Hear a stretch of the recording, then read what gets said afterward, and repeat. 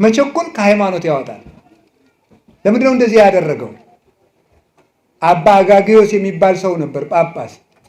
በዘመኑ የነበረው ዲዮቅልጥያኖስ ከፋርስ ንጉሥ ጋር ተዋግቶ የፋርሱን ንጉሥ ልጅ ማርኮ አምጥቶ ለጳጳሱ ለአባ አጋጌዎስ ጠብቅልኝ ብሎ ሰጠው።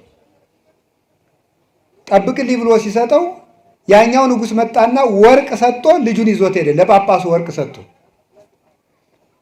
ዲዮቅልጥያኖስ ክርስቲያን ነው እኮ መጥቶ ሲጠይቀው ያ ልጅ እሳ ሲለው ሙቶ ቀብሬዋለሁ አለ።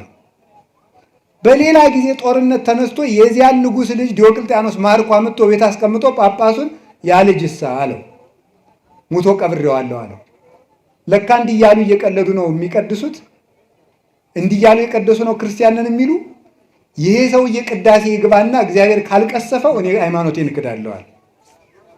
ቅዳሴ ገባ፣ ቀድሶ ወጣ፣ ምንም አልሆነም። ስለዚህ ይሄ ሰውዬ ዋሽቶ ወርቅ ተቀብሎ ያለውን የለም የሌለውን አለ ብሎ ክዶ ሲቀድስ እግዚአብሔር ካልቀሰፈው የክርስቲያኖች አምናት ስተት ነው ብሎ አብያተ ክርስቲያናት ይዘጉ፣ የጣዖታት ቤቶች ይከፈቱ ብሎ ያን ያህል ደም እንደ ውሃ ሲያፈስ የነበር በዚህ ምክንያት ነው። ቆይቶ ግን ትንሽ ቢታገስ አባ አጋጌዎስ በመላኩ ተቀስፏል።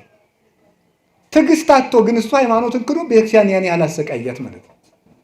እግዚአብሔር ደግሞ ኃጢአተኛ ካህንን ቤተ መቅደስ ላይ ወዲያው አይቀስፍም። ለምን? ምዕመናን እንዳይሰናከሉ